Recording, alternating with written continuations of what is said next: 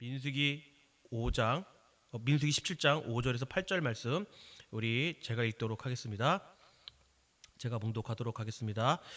내가 택한 자의 지팡이에는 싹이 나리니 이것으로 이스라엘 자손이 너희에게 대하여 원망하는 말을 내 앞에서 그치게 하리라. 모세가 이스라엘 자손에게 말하매 그들의 지휘관들이 각 지파대로 지팡이 하나씩을 그에게 주었으니 그 지팡이가 모두 12이라.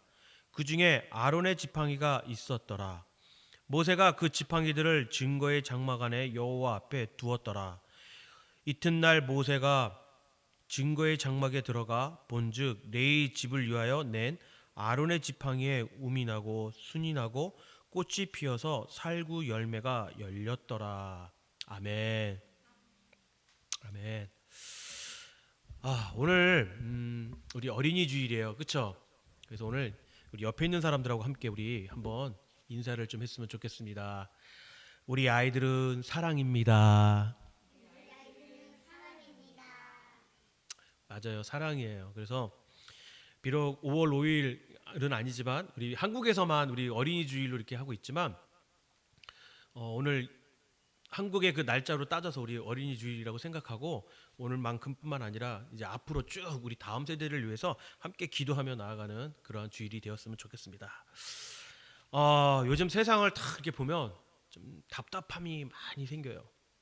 무슨 말이냐면 미국뿐만 아니라 우리 조국인 그 한국도 지금 막 정치적으로도 그렇고 경제적으로도 그렇고 많은 어려움들이 있습니다. 그런데 그 안에 이 어려운 가운데 속에서 이 사람들의 말이 정말 많은 것들을 생각하게 하면서도 너무 많은 말들을 하다 보니까 넘쳐나고 있어요, 그 말들이.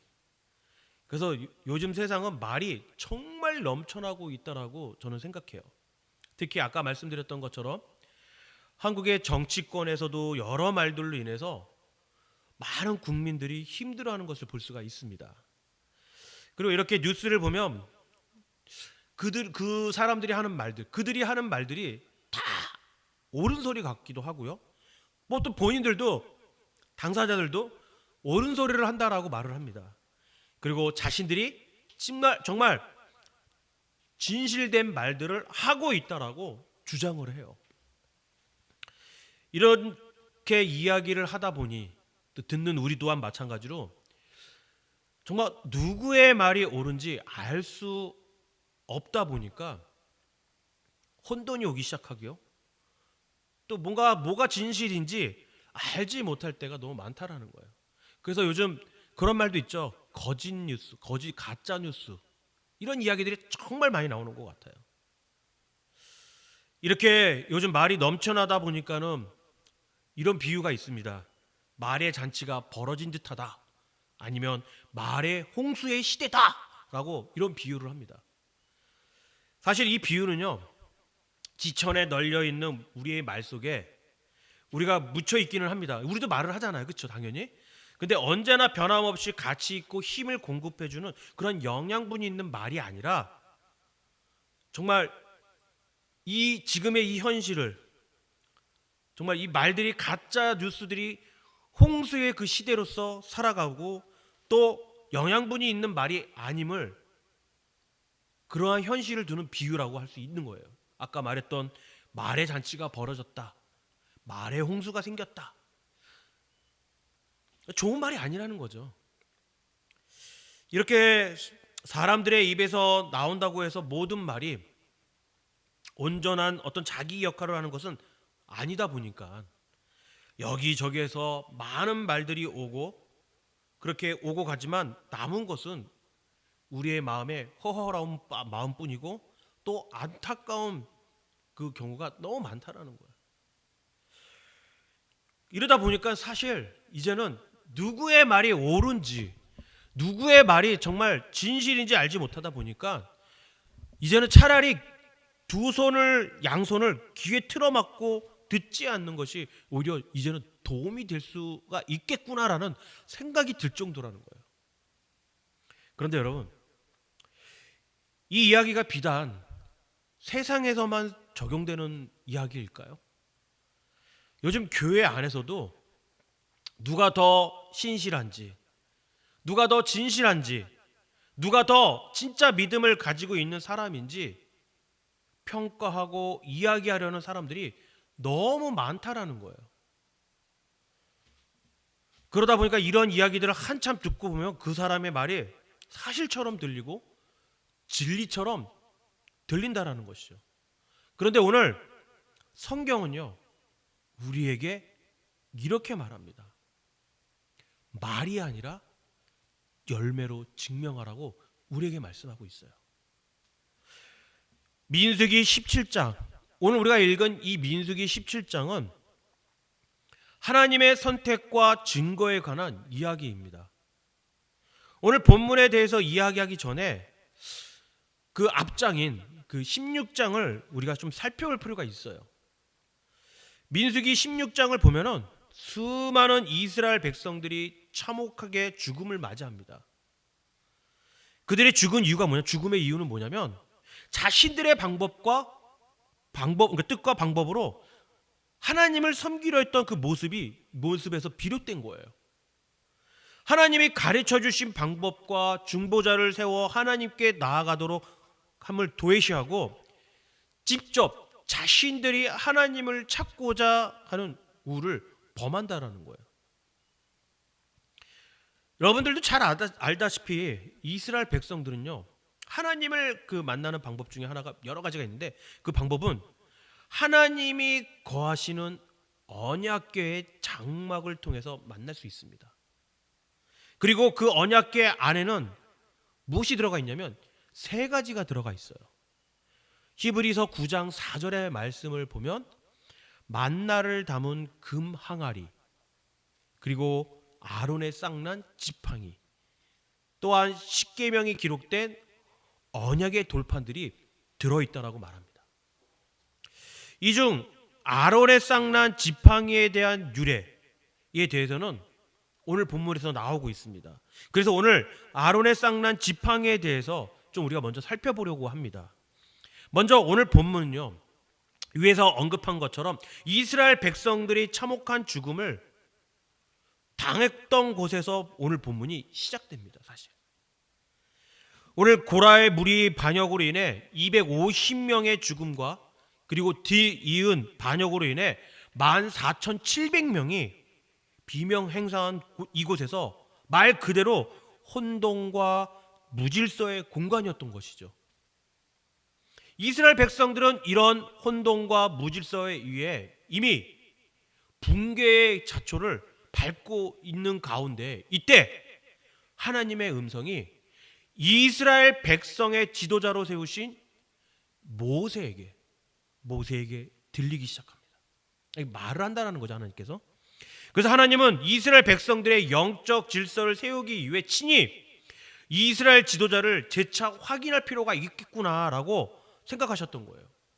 근데 그 이후로는 왜 그랬냐면 이스라엘 백성들이 여전히 아론의 제사장직을 인정하지 않고 의심하며 원망하고 있기 때문이라는 거죠.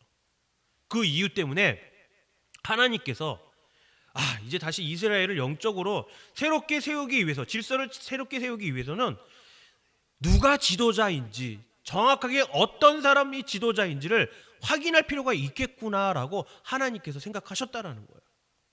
그래서 이에 하나님은 지팡이 12개를 만들게 하셨고 그곳에 이스라엘 12지파 지도자의 이름을 적도록 명하셨어요. 그리고 하나님을 만나는 그 회막 안에 그 증거궤, 그러니까 즉 언약궤 앞에 그것을 두게 하시고 그 중에 택한 자의 지팡이에서 싹이 나게 하시겠다라고 말씀하고 있는 거예요. 오늘 이렇게 12개의 지팡이의 주인들은 숨을 죽이며 시간을 보내고 있는 거죠. 누구의 지팡이에서 싹이 날까? 아니면 쟤까? 이런 생각이 들었던 거죠. 다들 하나님을 알고, 그 이유가 다들 하나님을 알고 하나님을 믿고 있다라고 생각했기 때문에 그렇게 생각을 한 거예요. 나일 수도 있겠구나. 나는 하나님을 잘 믿으니까 나는 하나님이 하나님한테 순종했으니까 나구나라고 이렇게 생각을 할 수 있었다라는 거죠. 그런데 여러분, 가장 그 안에 12명의 그 지팡이의 주인들 중에 가장 속이 타고 어려운 시간을 보내는 자가 있습니다. 그게 누굴까요? 바로 아론이에요. 대제사장인 아론이라는 거죠. 아까 위에서 언급한 것처럼 이스라엘 백성들은 여전히 아론의 제사장직을 인정하지 않고 있고 의심하고 있고 원망하고 있기 때문에 아론은 그 이스라엘 백성들이 그런 마음을 갖고 있는 것을 알고 있기 때문에 누구보다도 숨죽이며 기다리고 있는 거죠. 떨리는 마음으로. 정말 아니면 어떡하지? 이게 정말 내가 아니면 어떡하지? 그럼 여태까지 내가 했던 게 뭐가 될까라는 그런 생각이 할 수 있다라는 거예요. 어떻게 보면 이 사건은 여러분 단지 한 사람의 정당성을 증명하는 것처럼 보일 수 있어요, 사실.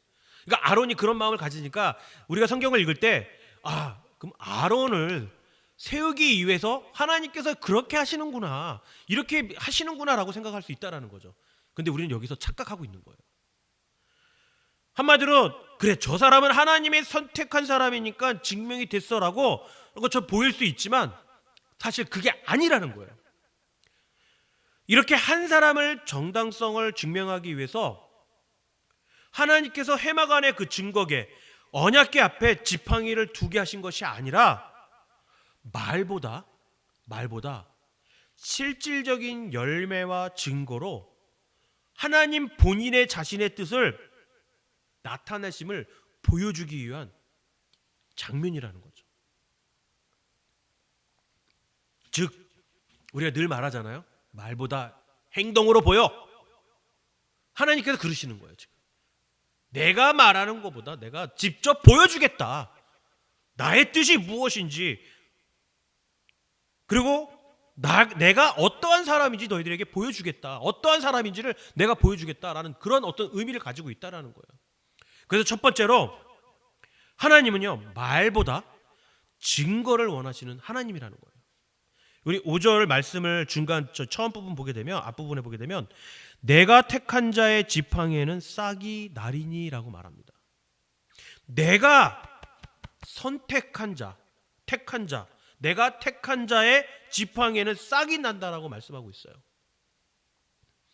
하나님은 말씀하시고 계세요. 내가 택한 자로가 아니라 증거로 알 수 있다라고 말씀하고 있는 거예요. 우리는 종종 사람들이 말이나 주장에 따라 판단하려고 합니다. 그러니까 어떻게 말하죠, 우리는? 나 하나님 기도 많이 하는 사람이야. 나 기도 많이 해. 나는 누구보다도 헌신했어. 내가 오라. 이런 말들을 한다라는 거예요. 보여주지 않으면서. 기도 잘한대요. 보여주지 않으면서. 내가 옳대요. 옳지 않은 소리를 하면서. 그래서 하나님은 말씀하십니다. 내가 택한 자는 내가 증거로 나타내리라 라고 말씀하고 있다는 거죠.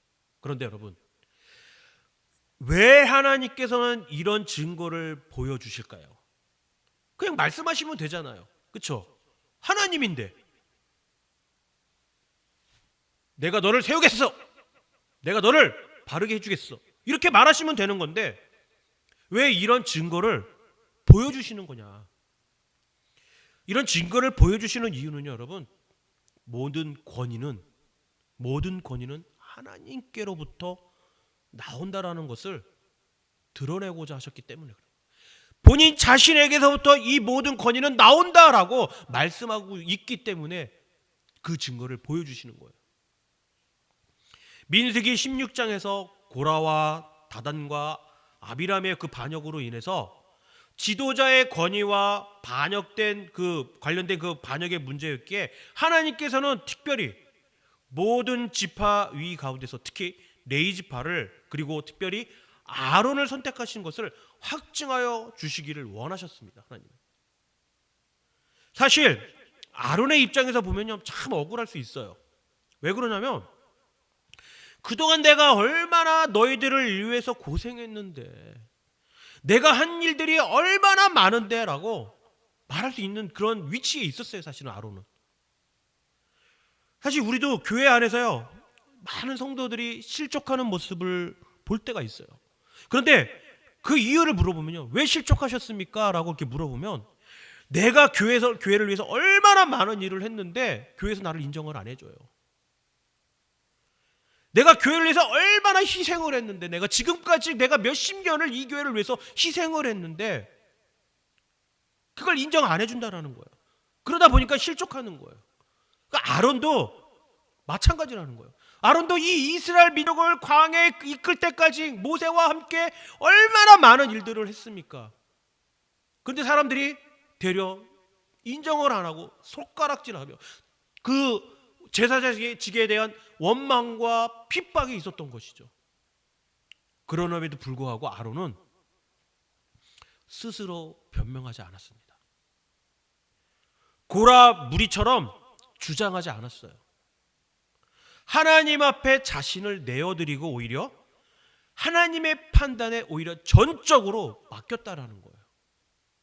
하나님은 결국 아무 말도 하지 않는 이 아론의 지팡이에서 생명을 띄우심으로 그를 선택하여 증명하셨다라는 겁니다. 혹시 여러분들 중에도 말로 자신을 증명하려 하신다면 오늘 아론이 스스로 변명하지 않고 자신을 내어드린 것처럼 우리도 하나님 앞에 내어 맡기며 열매로 증명하는 삶을 살아가시기를 바랍니다. 두 번째는요, 죽은 지팡이에서 생명을 내시는 하나님이라는 겁니다. 본문 8절이에요. 아론의 지팡이에 음이 나고 돋고 순이 나고 꽃이 피어서 살구 열매가 열렸더라라고 말합니다. 여러분, 지팡이, 이 지팡이는 뭘로 만듭니까? 나무를 깎아서 만들잖아요. 그렇죠? 그래서 이 지팡이는 죽은 나무를 가지고 와서 만드는 게 지팡이에요. 그렇기 때문에 이 지팡이는 원래 생명이 끊긴 나무라는 거예요. 싹이 날 수가 없다라는 거죠. 그냥 막대기라는 거예요. 마른 막대기. 싹이 날 수가 없어요. 이 죽은 나무에서는. 그런데 하나님은 그 죽은 지팡이에 싹이 나게 하시고 꽃을 피우고 열매까지 맺게 하셨다라는 거예요. 오케이. 저는 여기서 그 싹이 난 것까지는 이해를 하겠어. 근데 꽃을 피웠다고요? 거기에다가 열매까지 맺게 했다라고? 도저히 이해할 수 없는 일이라는 거죠. 이건 단순한 기적이 아니에요, 여러분. 하나님을 선택한 그 선택을 향한 분명한 생명의 증거라는 거죠. 우리는 여러분 정말 허물과 죄로 죽은 자들입니다. 우리의 영적 상태는 우리 스스로 구원에 이를 수 없는 죽은 지팡이와 같다라는 거예요. 우리는 스스로 음을 돋게 하고 순을 내고 꽃을 피워 열매를 맺을 수 없는 존재라는 거예요. 살구나무의 열매가 열린다라는 것은 여호와 하나님께서 생명의 언약을 성취하실 것을 말씀하고 있는 거예요.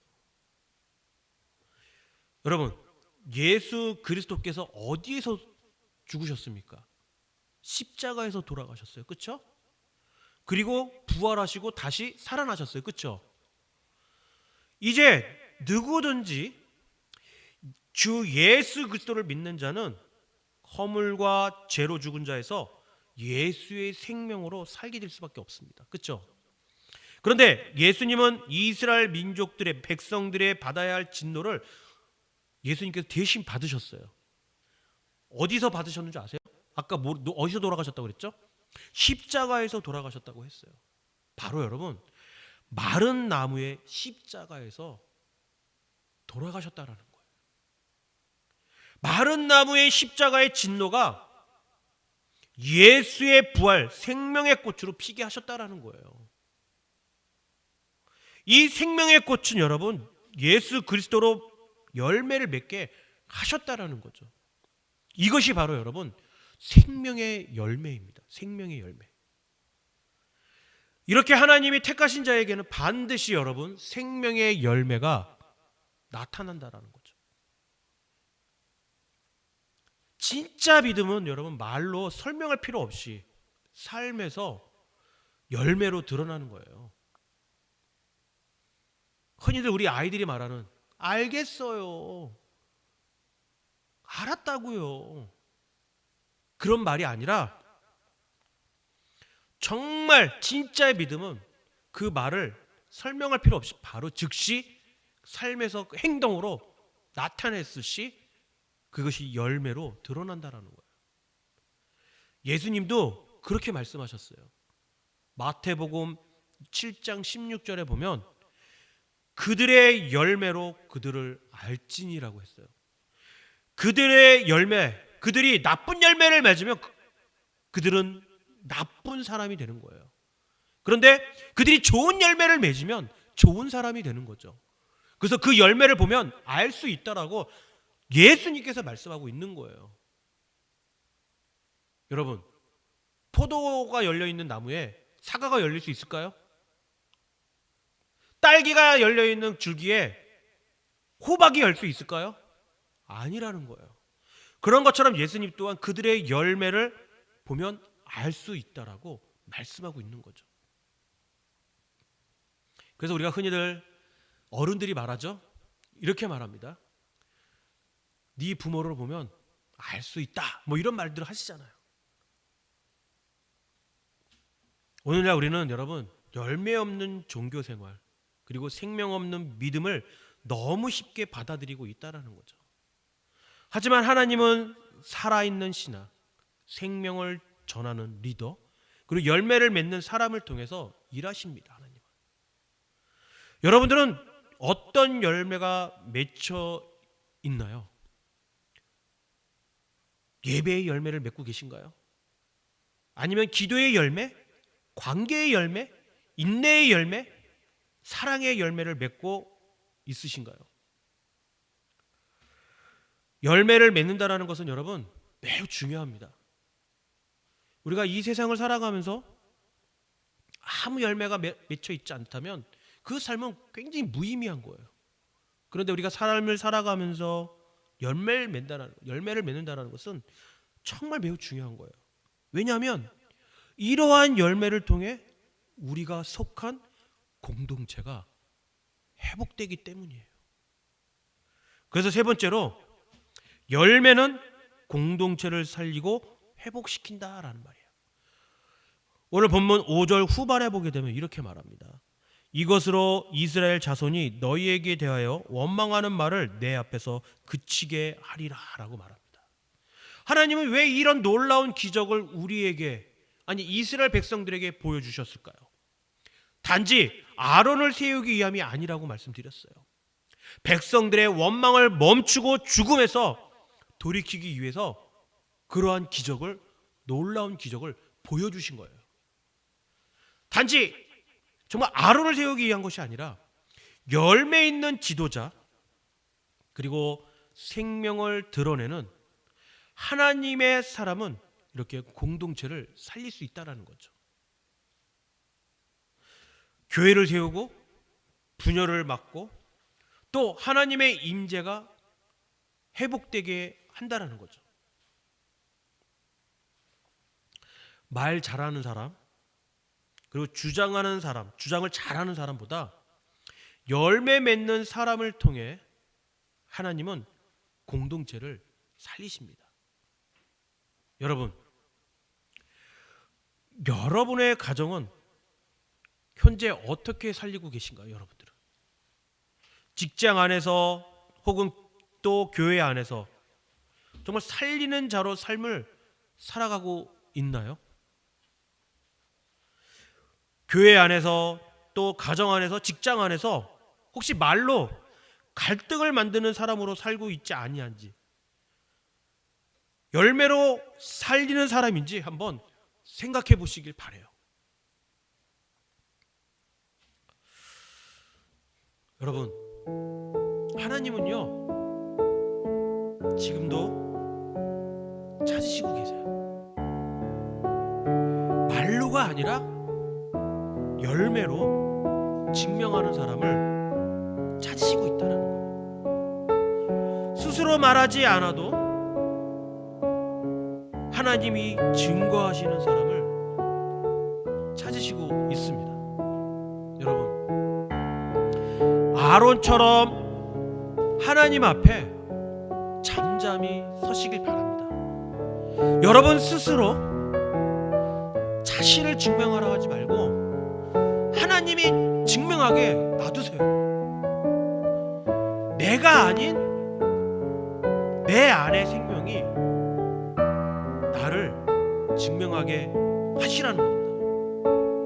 말이 아니라 열매로 증명하시길 바랍니다. 하나님의 선택은 반드시 열매로 나타납니다. 하나님의 사람은 결국 드러나게 되어 있어요. 그리고 그 열매는 많은 사람을 살리게 될 것입니다.